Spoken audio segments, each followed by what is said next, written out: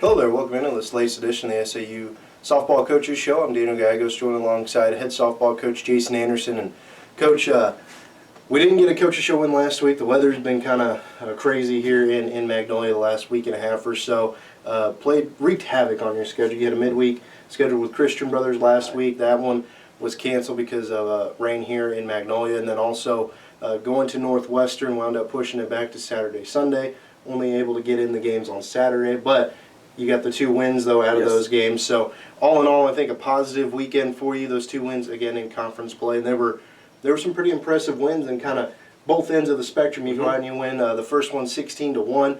You come back, get a sac fly, score 1 run, but it's a 1-0 shutout. So talk about that weekend as a whole, getting those 2 wins. Well, of course, going to Northwestern's the longest trip of the year. It's the longest trip that we take, and it's a lot of road time, a lot of windshield time. So you always get nervous when you take those long trips about that you're going to have a little fatigue or just we're not in our element. So to go over there, and we came out of the gate, and I think early we were able to draw a lot of walks, and we put a lot of pressure on them. So I want to say that in the first inning we scored 10 runs, and a lot of that was due to walks. So we had a good eye. We weren't swinging. We were waiting for our pitch, and we were getting what we needed to do. Then a couple hits turned into a big inning, like you said. And so we won that one 16-1 all the way around.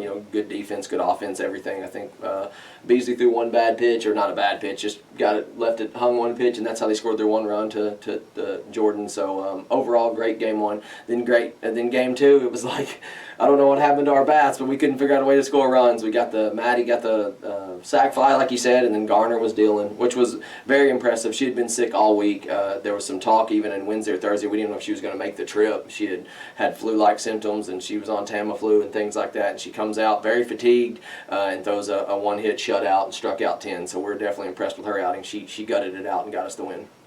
Now, with those 2 conference wins, in the weather the way it was last week, a lot of teams had to alter their schedule. Some games didn't get played, us amongst them. So now the regular season conference championship and the GAC will come down to percentage points. Right. So not necessarily just going out and winning series, but racking up as many wins as possible, knowing that its winning percentage is paramount within the league.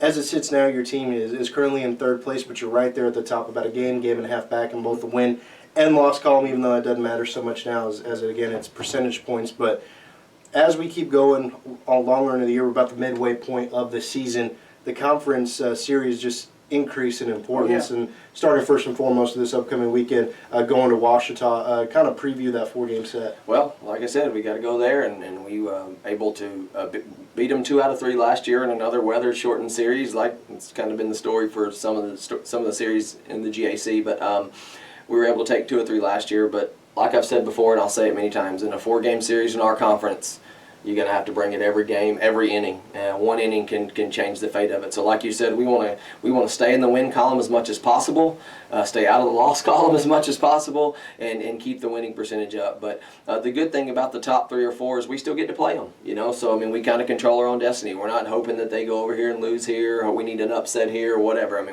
We get to play Tech, we get to play Southeastern. We'll still get games against Monticello and Harding and East Central and some of those sitting in the top half of the conference to this point. And so we'll be able to control our own destiny. So we have to take care of business on the field, and if we do that, then at the end of the year, I think we're going to like where we sit.